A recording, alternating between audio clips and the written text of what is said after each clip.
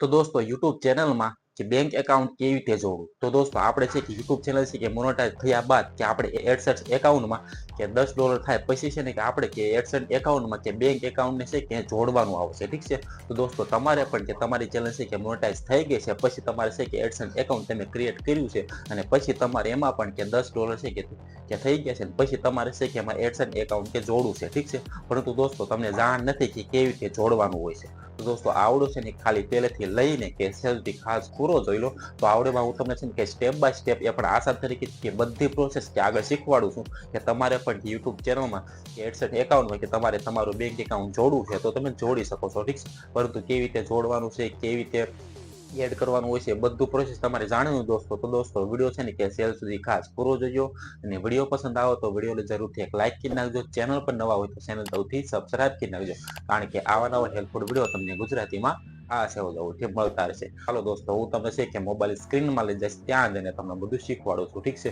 તો ચાલો વિડીયોને શરૂ કરીએ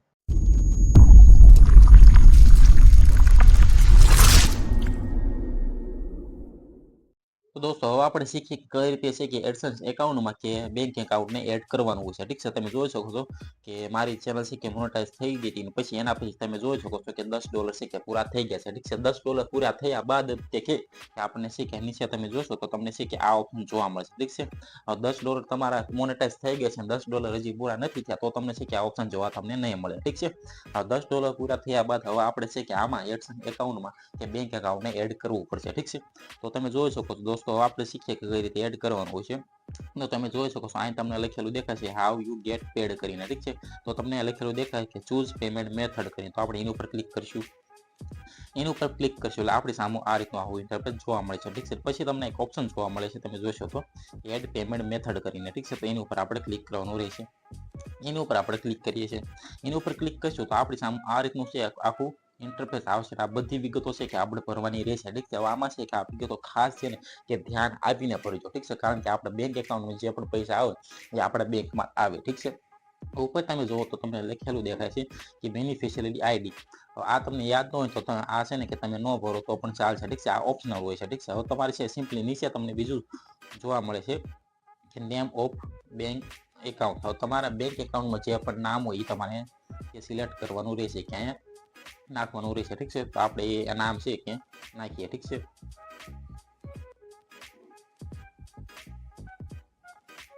ઠીક છે આ રીતે પછી તમે જોઈ શકો છો કે તમને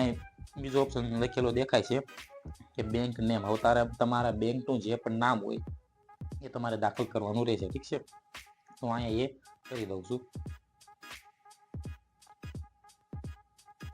આ રીતે હવે પછી તમે દોસ્તો જોઈશો તો અહીંયા છે કે લખેલું દેખાય છે તમને IFSC કોડ કરીને ઠીક છે તો IFSC કોડ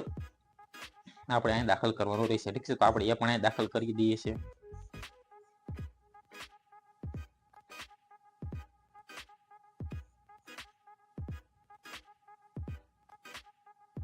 ઠીક છે આ રીતે છે કે તમારે તમારો IFSC કોડ પણ દાખલ કરી દેવાનો છે પછી તમે દોસ્તો જોશો તો સ્વિફ્ટ કોડ હવે સ્વિફ્ટ કોડ છે અડધા લોકોને છે કે નહીં ખબર હોય તો ક્યાંથી મેળવવો ઠીક છે તો એના માટેનો વિડીયો તમે છે મારી YouTube ચેનલમાં મળી જશે તમે એ જોઈને કે તમે સ્વિફ્ટ કોડને કે શોધી શકો છો ઠીક છે તો આપણે છે કે અહીંયા કે આપણે સ્વિફ્ટ કોડ પણ દાખલ કરી દઈએ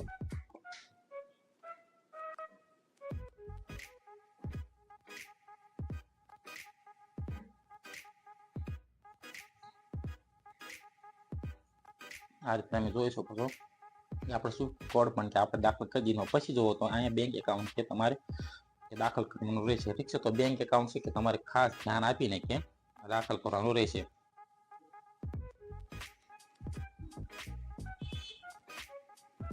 આ રીતે કરીને પછી તમે દોસ્તો જોઈશો તો નીચે છે કે રીટાઈપ એકાઉન્ટ નંબર તો ફરીવાર આપણો છે કે એકાઉન્ટ નંબર દાખલ કરવાનો રહેશે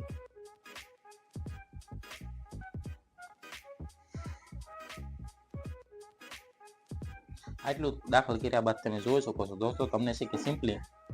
લખેલું દેખાય છે સેવ નો બટન તમારે સિમ્પલી આ બધું છે કે ફરીવાર વિગતો બધી જોઈ લેવાનું છે અને જોયા બાદ તમને સેવ નો બટન દેખાય છે એના ઉપર આપણે ક્લિક કરી દેવાનું છે ઠીક છે આપણે એના ઉપર ક્લિક કરીએ આ રીતનું ક્લિક કર્યા બાદ આપણે 5 થી 10 સેકન્ડનો કે વેટ કરવાનું છે ઠીક છે